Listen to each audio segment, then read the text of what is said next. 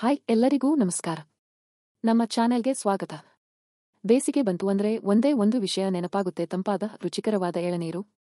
ಬಿಸಿಲಲ್ಲಿ ಒಣಗಿ ಹೋಗುವಾಗ ಒಂದು ಎಳನೀರು ಕುಡಿದ್ರೆ ಎಷ್ಟು ರಿಫ್ರೆಶ್ ಆಗುತ್ತೆ ಅಲ್ವಾ? ಇವತ್ತಿನ ವಿಡಿಯೋದಲ್ಲಿ ನಾವು ಎಳನೀರಿನ ಬಗ್ಗೆ ಮಾತಾಡ್ತೀವಿ, ಅದರ ಉಪಯೋಗಗಳು, ಆರೋಗ್ಯಕ್ಕೆ ಏನು ಒಳ್ಳೆಯದು, ಹೇಗೆ ಆಯ್ಕೆ ಮಾಡೋದು ಅಂತೆಲ್ಲ. ಈ ವಿಡಿಯೋ ಮುಗಿಯುವವರೆಗೂ ನೀವು ಎಳನೀರು ಕುಡಿಯೋಕೆ ರೆಡಿಯಾಗಿರಿ.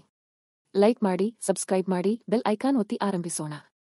1. ಎಳನೀರು ಏಕೆ ಬೇಸಿಗೆಗೆ ಪರ್ಫೆಕ್ಟ್? ಬೇಸಿಗೆಯಲ್ಲಿ ದೇಹ ಒಣಗಿ ಹೋಗೋದು ಸಾಮಾನ್ಯ. ಎಳನೀರು ಇದಕ್ಕೆ ಒಂದು ನೈಸರ್ಗಿಕ ಪರಿಹಾರ. ಇದು ದೇಹಕ್ಕೆ ತಕ್ಷಣ ತಂಪು ಕೊಡುತ್ತೆ, ಹೈಡ್ರೇಷನ್ ಮಾಡುತ್ತೆ. ಇದರಲ್ಲಿ ಇರುವ ಎಲೆಕ್ಟ್ರೋಲೈಟ್ಸ್ ಪೊಟ್ಯಾಸಿಯಂ, ಸೋಡಿಯಂ, ಮೆಗ್ನೀಸಿಯಂ ನಮ್ಮ ದೇಹದ ಶಕ್ತಿಯನ್ನು ಮರುಪೂರಣ ಮಾಡುತ್ತವೆ. ಒಂದು ರೀತಿಯಲ್ಲಿ ಇದು ನೇಚರಲ್ ಎನರ್ಜಿ ಡ್ರಿಂಕ್ ಅಂತ ಕರೆಯಬಹುದು. 2. ಆರೋಗ್ಯಕ್ಕೆ ಎಳನೀರಿನ ಪ್ರಯೋಜನಗಳು. ಎಳನೀರು ಕೇವಲ ತಂಪು ಕೊಡೋದಷ್ಟೇ ಅಲ್ಲ, ಆರೋಗ್ಯಕ್ಕೂ ಸಾಕಷ್ಟು ಒಳ್ಳೆಯದು. ಮೊದಲನೆಯದು, ಇದು ಜೀರ್ಣಕ್ರಿಯೆಗೆ ಸಹಾಯ ಮಾಡುತ್ತೆ. ಬೇಸಿಗೆಯಲ್ಲಿ ಆಗಾಗ ಜೀರ್ಣದ ಸಮಸ್ಯೆ ಆಗುತ್ತೆ ಅಲ್ವಾ? ಎಳನೀರು ಇದಕ್ಕೆ ಒಳ್ಳೆ ಔಷಧಿ. ಎರಡನೆಯದು, ಇದರಲ್ಲಿ ಕ್ಯಾಲೋರಿ ಕಡಿಮೆ ಆದ್ರೆ ಪೋಷಕಾಂಶಗಳು ಜಾಸ್ತಿ.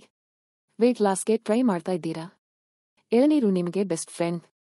ಮೂರನೆಯದು, ಚರ್ಮಕ್ಕೂ ಒಳ್ಳೆಯದು.